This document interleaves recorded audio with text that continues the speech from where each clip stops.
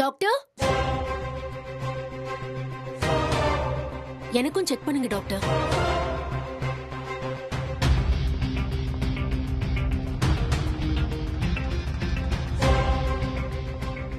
ஸ்வேதா, வேண்டாம் ஸ்வேதா, நீ தேவையில்லாம. என்ன மாமா, ஏன் இப்படி கோவப்படுறீங்க?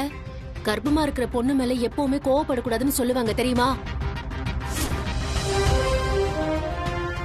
டாக்டர், நானும் இவரோட வைஃப் தான், ஸ்வேதா முத்தரசன். நானும் பிரெக்னெண்டா தான் இருக்கேன். என்னையும் செக் பண்ணி குழந்தையோட growth எல்லாம் எப்படி இருக்குன்னு கொஞ்சம் இன்ஃபார்ம் பண்றீங்களா? முத்தரசன் சார், நீங்க இத பத்தி என்கிட்ட எதுவுமே சொல்லலையே. டாக்டர், இவ இவ ஒரு ஃப்ராடு டாக்டர். இவ வாயை திறந்தாலே வெறும் பொய் தான் டாக்டர். இவ என் பொண்டாட்டியே கிடையாது டாக்டர். பணமா நடிச்சு என்கிட்ட தாடி வாங்கினவ தான். இவ பிரெக்னென்ட்லாம் கிடையாது டாக்டர், அதுவும் பொய். எப்படியாவது என் பொண்டாட்டி ஆனுன்னு ஃப்ராடு தனம் பண்ணி அதை விடுங்க டாக்டர், நீங்க கிளம்புங்க. இல்ல டாக்டர், நீங்க என்ன செக் பண்ணிட்டு தான் போகணும். இங்க பாருமா, உங்க குடும்ப சண்டையில உங்க வீட்டோட வச்சுக்கோங்க. இதுல என்ன இழுக்க வேண்டாம். முத்தரசன் சார், நான் கிளம்புறேன். சாரி டாக்டர், நீங்க கிளம்புங்க. என்ன டாக்டர், ஒரு கர்ப்பமா இருக்கிற பொண்ணு இவ்ளோ கெஞ்சி கேக்குற, என்ன பார்க்காம போனா எப்படி? முத்தரசன் சார், நான் கிளம்புறேன். நீங்க கிளம்புங்க டாக்டர். Doctor, doctor. ஏச்சி, வாய மூடு. என்ன நினைச்சிட்டு இருக்க நீ? கொன்னே போட்டுருவோன்னு சொல்லிட்டேன். ஆமா, கொல்லுங்க மாமா, கொல்லுங்க. நீங்க கொல்ல போறது என்ன மட்டும் இல்ல, என் வயித்துல இருக்கிற உங்க குழந்தையும் சேர்த்துதான். கொல்லுங்க, அதுதான் என்னோட தலை விதினா செத்துட்டு போறேன். ஆனா ஒண்ணு, உங்க கருவை நான் சுமந்துக்கிட்டு இருக்கேங்கிறது நிஜம். உங்க குழந்தைய பெத்து அந்த குழந்தைய நான் தர போறதும் நிஜம். வெண்ணிலா சொன்னால DNA டெஸ்ட் எடுத்து உங்க குழந்தைதான் நிரூபிக்க சொல்லி அதை நான் பண்ணி காட்டுறேன். நான் தான் உங்க பொண்டாட்டின்னு அது மூலமா உங்க எல்லாருக்கும் நான் நிரூபிப்பேன். அதுக்கப்புறமாவது நான் தான் உங்க பொண்டாட்டின்னு உறுதியா சொல்லுவீங்களா? சொல்லுவீங்களா மாட்டீங்களா? சொல்ல வெப்ப. ஸ்வேதா, ஏன் இப்படி சத்தம் போட்டு பேசிட்டு இருக்க?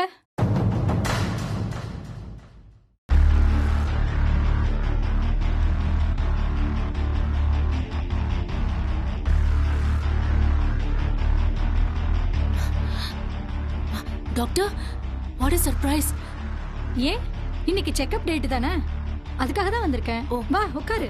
என்ன தேங்க்யூ செக்அப்? டாக்டர். என்ன செக்அப்னு கேக்குறேன். நீங்க ஃபர்ஸ்ட் உண்மையான டாக்டரா? அவளே போலியா கர்ப்பம் நினைச்சிட்டு இருக்கா. நீங்களும் அவள மாதிரி போலி டாக்டரா? என்ன போலி ட்ரீட்மெண்ட் கொடுக்க போறீங்க இப்போ? என்ன முத்தரசன் சார், விளையாடுறீங்களா? நான் ஏற்கனவே போலீஸ் முன்னாடி வச்சு உண்மையை சொல்லிட்டு தானே போனேன். இவங்க கர்ப்பமா இருக்காங்கன்னு சர்டிபிகேட் வேற கொடுத்திருக்கேன். அப்படி இருக்கும்போது பொய்ன்னு சொல்றீங்க? நான் ஒரு டாக்டர். பேஷண்ட முறையா செக் பண்ணி அவங்களுக்கு என்ன தேவைங்கறத சொல்ல வேண்டியது என்னோட கடமை. ஆனா நான் சர்டிபிகேட் கொடுத்ததுனால தான் போலீஸே அதை நம்பினாங்க. ஆனா நீங்க என்ன நம்பாம இப்படி கலாட்டா பண்றீங்க? எனக்கு உங்க குடும்ப பிரச்சனை எல்லாம் தேவையில்லை. ஒரு கர்ப்பிணி பெண்ணை கவனிக்காம விடுறது ரொம்ப பெரிய பாவம். எனக்கு தெரிஞ்சதை நான் சொல்லிட்டேன். அப்புறம் நீங்க என்ன பண்றீங்களோ அது உங்க இஷ்டம். இங்க பாருங்க சார், இன்னும் கொஞ்ச நாள்ல ஒரு பிரெக்னன்ட்டான பொண்ணுக்குரிய எல்லா வளர்ச்சியுமே இவங்களுக்கு இருக்கும். அதே மாதிரி ரெகுலரா செக்கப்புக்கும் வர வேண்டியது இருக்கும். நானே பிரசவம் பார்த்து குழந்தைய கொண்டு வந்து உங்க கையில ஒப்படைக்கிறேன். அதை நீங்க கண்டிப்பா பார்க்க தான் போறீங்க. இங்க பாருங்க மாமா, நீங்க தான் எனக்கு டாக்டரை வச்சு செக்அப் பண்ணல. இவங்க எனக்கு அறிமுகமானவங்கிறதுனால அவங்களா என்ன தேடி வந்திருக்காங்க. அதுக்காக இவங்களை சந்தேகப்படுறது கொஞ்சம் கூட நியாயம் இல்ல. உங்களுக்கு ஏதாச்சும் தப்பா தோணுச்சுன்னா போய் போலீஸ்ல கம்ப்ளைண்ட் கொடுங்க. டாக்டரும் அவங்களும் பேசிப்பாங்க. இப்படி வந்து இவங்களை அசிங்கப்படுத்தி அவமானப்படுத்துறது நல்லா இல்ல. இவங்க பொய் சொல்றாங்கன்னு திருப்பி திருப்பி சொல்றீங்கல்ல. இது நீங்க கட்டின தாலி. நீங்க என்ன ஸ்வேதா முத்தரசன்னு 4 பேருக்கு மத்தியில உங்க வாயால சொல்ல வைக்காம நான் ஓய மாட்டேன். உங்க மூலமா எனக்கு பிறக்கிற குழந்தைய நான் பெத்த மகனேன்னு உங்களை கொஞ்சம் வைக்கிறேன். இது இந்த தாலி மேல சத்தியம். டாக்டர், வாங்க போலாம்.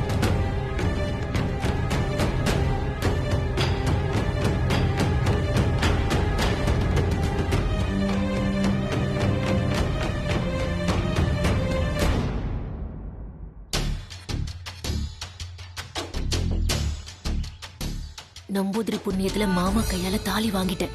நீங்க கொஞ்சம் கோஆபரேட் பண்ணா அதுக்கப்புறம் மாமாவோட குழந்தைய நான் பிரசவிப்பேன். பாத்துக்கலாம் ஸ்வேதா, பண்ணிடலாம். Thanks doctor, thank you so much. போயிட்டு வாங்க. Okay bye. Okay bye.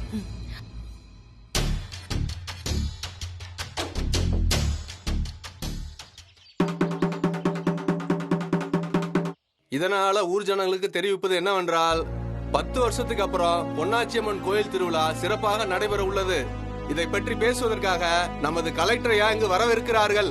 Collector ஐயா தலைமையில நடக்க போற இந்த கூட்டத்துக்கு ஊர் ஜனங்கள் அனைவரும் வரும்படி ஊர் தலைவர் சார்பாக கேட்டுக்கொள்கிறோம். வெண்ணிலா, வெண்ணிலா, முத்து மாமா. என்ன பண்ணிட்டு இருக்க?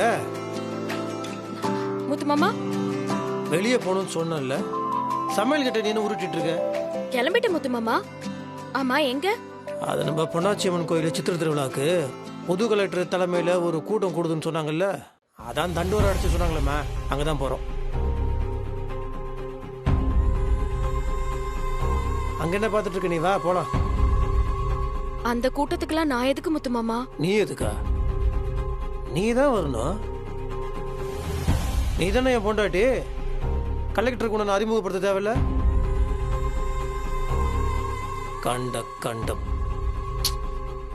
கண்டதுங்களாம் நான் தான் பொண்டாட்டின்னு ஃப்ராடு தானே பண்ணி சுத்திட்டு இருக்குங்க. நீ இந்த ஜமீனோட மகாராணி. கலெக்டருக்கு நான் உன்னை அறிமுகப்படுத்தி வைக்கணும், புரியுதா? வா. சிம்ரன், அடுப்புல நெருப்பு இருக்கும், நீ வா.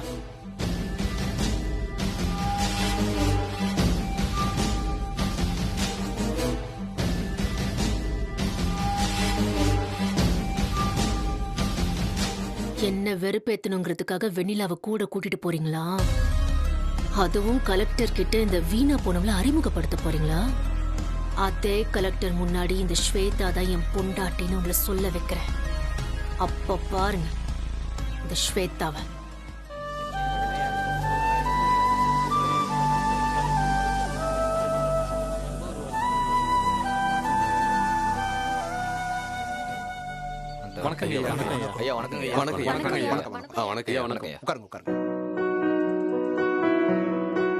கூட்டத்தை ஆரம்பிக்கலாமா? ஐயா, ஒரு சின்ன விஷயம். ஊர்ல எந்த நல்லது கெட்டது நடந்தாலும் முத்தரசு ஐயா இல்லாம பேச மாட்டோம். அவரு வந்துட்டுங்க ஐயா. கிளம்பிட்டாரா? கிளம்பிட்டாருங்கய்யா, இப்ப வந்துருவாரு.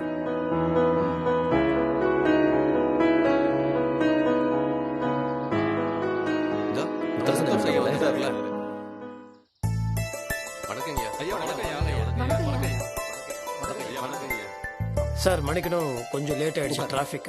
சாரி. உட்காரு. இல்ல மாமா. 10 வருஷத்துக்கு ஒரு தடவை இந்த ஊர்ல நடக்கிற பொன்னாச்சி அம்மன் சித்திரை திருவிழாங்கிறது இந்த ஊருக்கும் சரி, இந்த பகுதி மக்களுக்கும் சரி ரொம்ப ரொம்ப முக்கியமான திருவிழாங்கிறது எனக்கும் தெரியும்.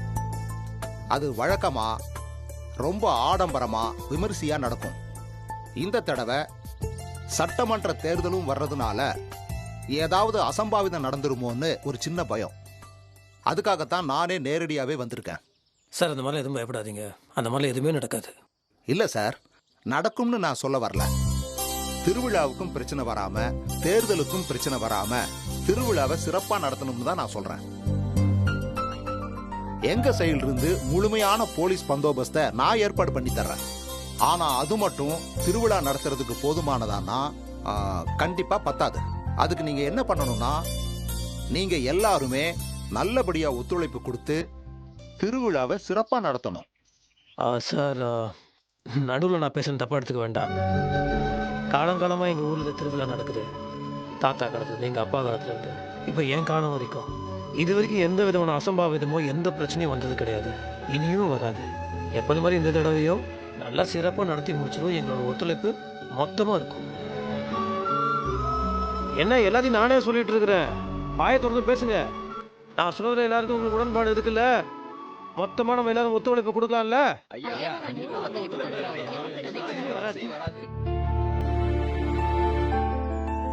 அவங்களே சொல்லிட்டாங்க. எங்க ஊரை பத்தி நானே சொல்லக்கூடாது. எல்லாரும் ரொம்ப நல்லவங்க. அவங்க முழு ஒத்துழைப்பு கொடுப்பாங்க. அதுக்கு நான் பொறுப்பு சார். அப்ப ரொம்ப சந்தோஷம். இந்த ஊரோட விதிமுறைகளுக்கு கட்டுப்பட்டு அதே நேரத்துல சட்டதிட்டங்களுக்கு உட்பட்டு திருவிழாவை நல்லபடியா நடத்தி கொடுங்க. திருவிழாவை வழக்கமா முத்தரசன் சார் தான் கொடியேத்தி தொடங்கி வைப்பாருன்னு சொன்னாங்க. இதுல உங்க எல்லாருக்கும் சம்மதம் தானே? அப்புறம் என்ன முத்தரசன் சார், நீங்களே உங்க தலைமையில கொடியேத்தி திருவிழாவை நல்லபடியா நடத்தி கொடுங்க. சார், ஒரு சின்ன கோரிக்கை. அது ஒன்றும் இல்லை. போன வருஷம் எனக்கு கல்யாணம் ஆகலை, நான் தனியாக வந்து கொடியேற்றினேன். இந்த வருஷம் கல்யாணம் ஆயிடுச்சு சார். இவங்க தான் என் மனைவி வெண்ணிலா. வணக்கம். அது என்னோட மனைவின்னு சொல்கிறத விட இந்த ஊர் மக்களோட பொண்ணுன்னே சொல்லலாம். என் மனைவி மேலே அவங்களுக்கு அவ்வளோ பாசம். இப்போ எனக்கு என்னென்னா, என் மனைவியோடு சேர்ந்து நான் வந்து கொடியேற்றணும்னு ஆசைப்பட்றேன். அதுக்கு உங்கள் பெர்மிஷன் வேணும் சார். அட, இந்த காலத்துல மனைவிக்கு சம உரிமை தரணும்னு நினைக்கிற ஆண்களை பார்க்கறதே பெரிய விஷயம். நீங்க தரணும்னு நினைக்கிறீங்க பாருங்க, நல்ல விஷயம்தான். நீங்க உங்க மனைவியோட சேர்ந்து கொடியேத்தி திருவிழாவை தொடங்கி வைங்க. நன்றி சார், நன்றி. எந்த மனைவி கூட சேர்ந்து சார்?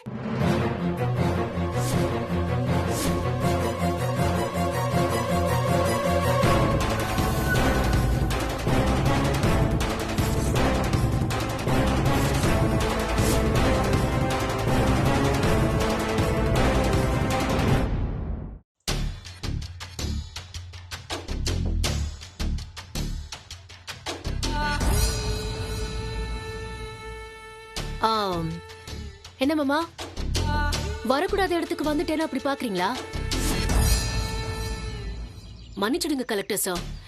இங்க கூட்டம் நடக்கும்போது குறுக்கிடுறதுக்கு என்ன மன்னிக்கணும். ஊர் மக்களும் என்ன மன்னிக்கணும். நான் வெளியாளெல்லாம் கிடையாது. திருமதி ஸ்வேதா முத்தரசன், முத்தரசன் மாமாவோட மனைவி நான். என்னமா பேசுற நீ? என்ன பேசுற? சார் சார், ஒரு நிமிஷம் என்ன கொஞ்சம் பேச விடுங்களேன். இருங்க இருங்க, என்னதான் சொல்றாங்கன்னு பாப்போமே. இங்க பாருங்க கலெக்டர் சார், இப்ப எப்படி இந்த வெண்ணிலாவுக்கு உரிமை இருக்கோ அதே அளவு உரிமை எனக்கும் இருக்கு. அதனால என் புருஷன் முத்தரசன் மாமாவோட சேர்ந்து திருவிழாவுக்கு கொடி ஏத்துறதுக்கு எனக்கும் வாய்ப்பு கொடுங்கன்னு கேக்குறேன். என்னம்மா இது அநியாயமா இருக்கு? திடீர்னு வந்து நான் தான் முத்தரசன் தம்பியோட பொண்டாட்டின்னு சொன்னா நாங்க விட்டுருவோமா? சும்மா இருப்பா. ஒரு பொண்ணு சபையில வந்து சொல்லுது இல்ல, உரிமை இல்லாமையா இருக்கும்? இதை பாருங்க, உங்க எல்லாருக்கும் என்னை பத்தி நல்லாவே தெரியும். அவ போய் பேசிட்டு இருக்கா. இவ தான் என்னோட மனைவி. நீங்க எல்லாரும் சேர்ந்து கல்யாணம் பண்ணி வச்சீங்க. இவ என் பொண்டாட்டியா கிடையாது. அவ பேச்சு தயவு செய்து நம்பாதீங்க. ஏமா, நீ பாட்டுக்கு முத்தரசன புருஷன் சொல்ற? அவரு வெண்ணிலாவோட புருஷன். எதுக்குமா கலாட்டா பண்ற நீ? ஐயா, நான் இங்க கலாட்டா பண்றதுக்காக வரல. முத்தரசன் மாமாவுக்கு இளையதாரம் நான் தான். எனக்கு பொண்டாட்டிங்கிற உரிமை இருக்கிறப்போ கொடி ஏத்துறதுக்கு என்ன அனுமதிக்கிறது தானே நியாயம். அப்படி மட்டும் நீங்க தரல, இந்த திருவிழா நடக்கிறதுக்கு நான் விட மாட்டேன். என்னம்மா, என்ன விட்டா பேசிட்டே போற? இதெல்லாம் நல்லா இல்ல. முத்தரசன் தம்பி எவ்வளவு கண்ணியமான ஆளுன்னு ஊருக்கே தெரியும். அவர்தான் என் புருஷன். நீ பாட்டுக்கு வந்து வாய்க்கு வந்ததெல்லாம் பேசுற. அவர்தான் இல்லன்னு சொல்றாருல, அப்புறம் எப்படி நீ வந்து கொடியேத்துவ? அதெல்லாம் நடக்காது. இப்படி எல்லாம் பேசாத. இதெல்லாம் தப்புமா, தப்பு. ஏதோ குடும்ப பிரச்சனை போல இருக்கியா? அதான் பொண்டாட்டி இல்லன்னு சொல்றாரு. அந்த பொண்ணுன்னா ஆணித்தனமா புருஷன் அவர்தான் சொல்லிக்கிட்டு இருக்கு. என்ன ஏதுன்னு விசாரிக்கலையா? ஏங்க, வெண்ணிலா கொடியேத்தணும்னு முத்தரசன் ஐயா சொல்றாரு. அவங்களுக்கு உரிமை இருக்கிறப்ப அப்போ இவங்களுக்கும் உரிமை இருக்குன்னு தானே அர்த்தம். ரெண்டு பேர் கூட சேர்ந்து ஒன்னா கொடியேத்த வேண்டியதானே? அதான் என்னங்க பேசிட்டு இருக்கீங்க? அவ ஏதோ போய் பேசிட்டு இருக்கா, அத போய் நம்பிட்டு இருக்கீங்க. அவ சொல்றதுல எதுவுமே உண்மை கிடையாது. அவ பொணமா நடிச்சு என்கிட்ட தாலி வாங்கி ஏமாத்துனவ. பொணமா நடிச்சா இல்லன்னு கேளுங்க. செத்து போயிட்டு திருப்பி வந்து அதை பண்ண இது பண்ண இப்ப வந்து தேவையில்லாம உரிமை இதுன்னு பேசிட்டு இருக்கா. அவ ஃப்ராடுங்க. உங்களுக்கு என்ன பத்தி தெரியும்ல? அவளுக்கு எந்த விதமான உரிமையும் கிடையாது. எந்த விதமான உரிமை கொடுக்க தயாரமும் இல்லை. தயவு செய்து இந்த விஷயத்தை விட்டுருங்க. இதுல யாரும் தலையிடாதீங்க.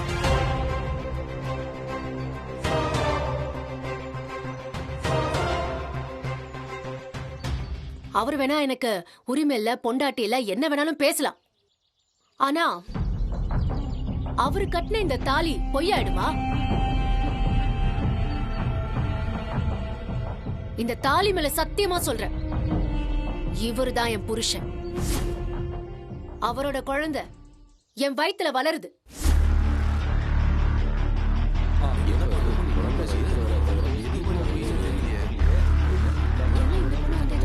குழந்தையா? என்னப்பா சொல்றாங்க இவங்க? இப்பவாவது என்ன கொடி ஏத்துறதுக்கு அனுமதிப்பீங்களா? என்னம்மா அது? இதெல்லாம் நல்லாவா இருக்கு? கலெக்டர் ஐயா இருக்காரு, ஊர்ல எல்லாம் பெரியவங்களும் இருக்காங்க. ஐயாவை கேவலப்படுத்துற மாதிரி பேசுறியாமா?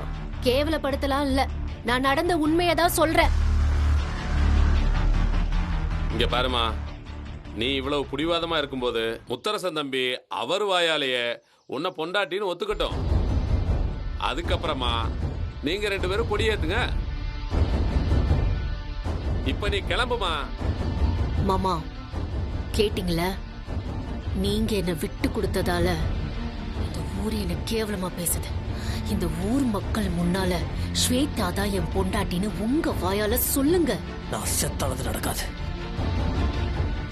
சரி, ஓகே, அவ்வளவுதானே? எந்த ஊர் மக்கள் முன்னாடி என்ன கேவலப்படுத்துறீங்களோ அவங்க முன்னாடியே உங்க வாயால ஸ்வேதா தான் என் பொண்டாட்டின்னு நான் சொல்ல வைக்கிறேன்.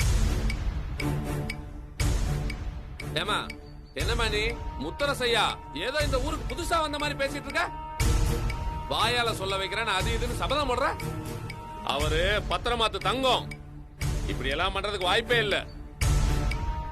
ஏயா, ஒரு பொண்ணு வந்து ஊரறிய சபையில நான் கர்ப்பமா இருக்கேன், அவர் தாலிய சுமக்கிறேன்னு சொல்றா. காரணமே இல்லாம ஒரு பொண்ணு இப்படி எல்லாம் இறங்கி வந்து போய் சொல்லுவாளா? அத நீங்களா யோசிக்கணும்ல. அத என்ன ஏதுன்னு விசாரிக்காம எல்லாரும் கண்ணை மூடிட்டு முத்தரசு ஐயாக்கு சப்போர்ட் பண்ணா என்ன அர்த்தம்? நடந்தது என்னன்னு அந்த பொண்ணை சொல்ல சொல்லுங்கயா. யோ பேசாமரியா? யோ நீ பேசாமரியா? சபையில எல்லாருக்கும் உரிமை இருக்கு. மா என்ன நடந்துச்சுன்னு சொல்லுமா. சொல்றேன் சொல்றேன், நடந்த விஷயங்கள் எல்லாமே நானே சொல்றேன்.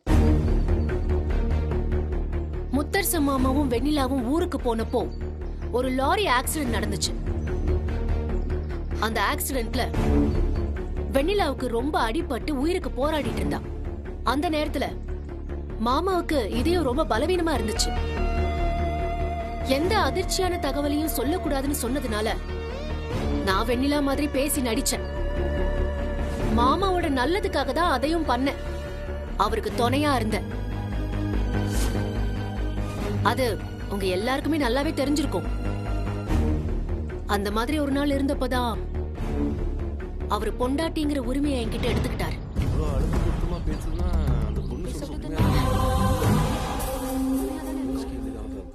அவரோட குழந்தைய என் வயித்துல சுமந்துக்கிட்டு அவர் கட்டின தாலிய நெஞ்சில சுமந்துக்கிட்டு தவிச்சுக்கிட்டு இருக்கேன். இப்ப சொல்லுங்க, நான் வேற யார புருஷன்னு சொல்றது? கேட்டீங்களாயா? நம்ம அது இதுன்னு பேசுனீங்களே, இப்ப என்ன நடந்து புரிஞ்சுல? இப்போ ஸ்வேதா பொண்டாட்டின்னு ஊரறிய சொல்றதுல என்ன தப்பு இருக்கு? அதனால ஸ்வேதாவை சேர்ந்து கொடியேத்துட்டோம். இத பாருப்பா, அத வந்து முத்தரசன் தம்பி தான் சொல்லணும்.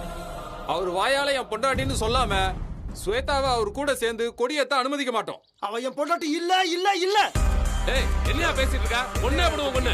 என்னையா பாத்துக்கீங்க? என்ன சார் வேடிக்கை பார்த்துக்கிட்டு இருக்கீங்க? அவங்களுக்கு கொஞ்சம் அமைதியா இருக்க சொல்லுங்க. யோ, வந்துட்டீங்க.